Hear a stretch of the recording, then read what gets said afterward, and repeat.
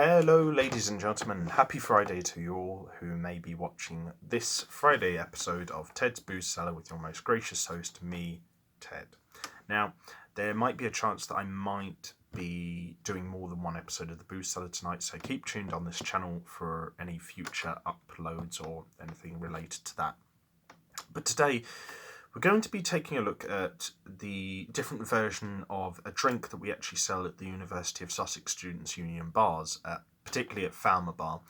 Now, if you go into Falmer Bar and you go to where the food hatch is, where you collect your food when you order a bit of grubber there, you'll see there's a little cold drinks fridge with bottles and cans in it, where we have some special sort of drinks like Wiper and True Stout, Sputnik, a couple of the Brewdog drinks as well.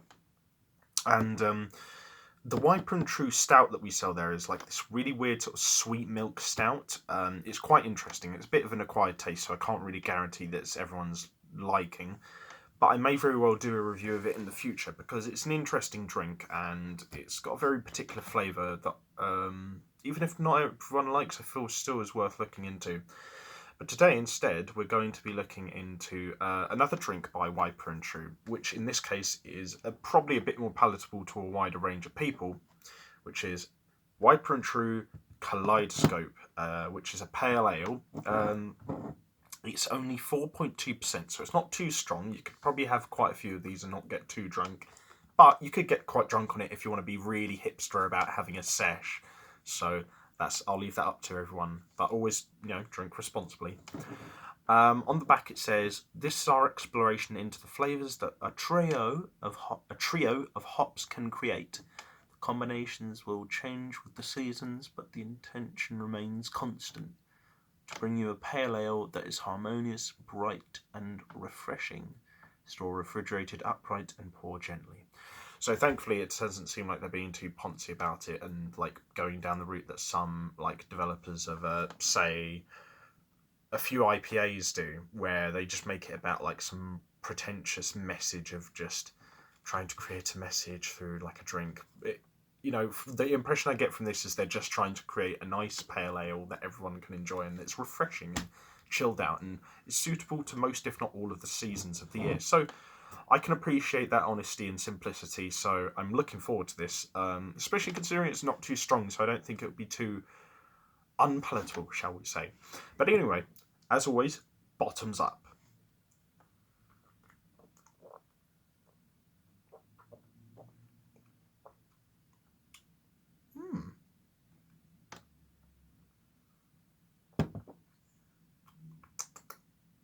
You know what?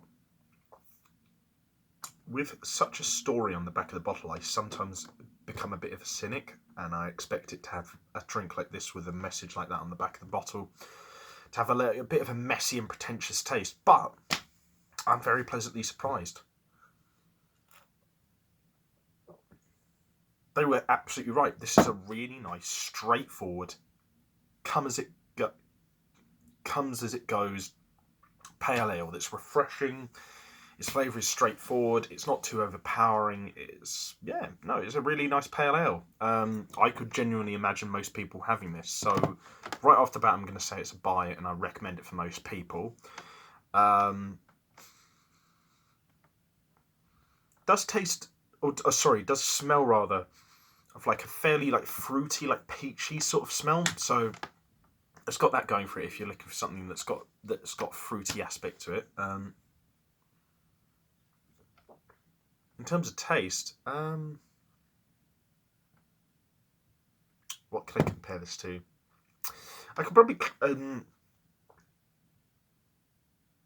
the thing I could most closely compare this to is probably the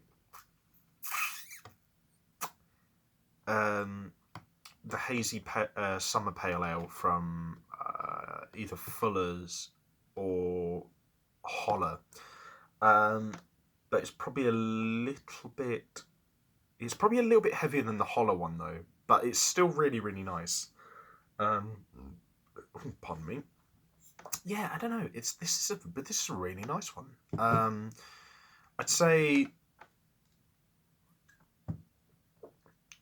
It probably is nice enough to, and plain enough to have with a meal, but you'd have to be really particular about what kind of meal it is. I really don't think this would fit that well with like a non-British meal that is like quite light and sort of refreshing. Although I imagine this actually probably would go quite well with pizza. So this probably is quite a decent like meal drink, but probably only with certain meals. It's definitely a good decompression and relaxation drink. Definitely a good one to have a couple with your mates and have a chat over. I don't know if I'd definitely say. I don't think I can really fully recommend it for being a sesh drink, but it possibly might be worth having a couple as maybe a pre-drink. But even then, that's very tangentially. So for those two sub categories, it's a bit sort of 50-50 really. With the other three, though, that it fits in perfectly with those, and I'd definitely say it's a buy overall, and I would actually recommend it for most people. As for the overall taste and general quality,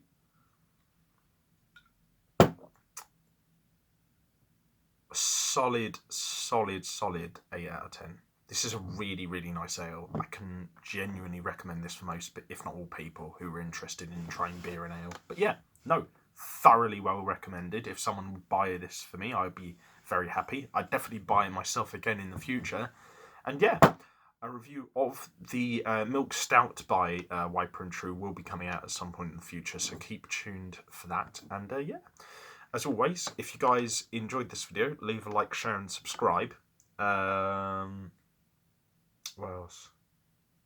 Oh yeah, if you have any suggestions for any future videos, be them reviews or anything else, leave them in the comment section below. If you're interested, be sure to check out my other social medias, YouTube channels and Twitch channel in the video description below. And what else? Oh, and yeah, just drink responsibly, know your limits, and I'll see you guys at the bar next time on Ted's Booze Cellar. Bye-bye for now.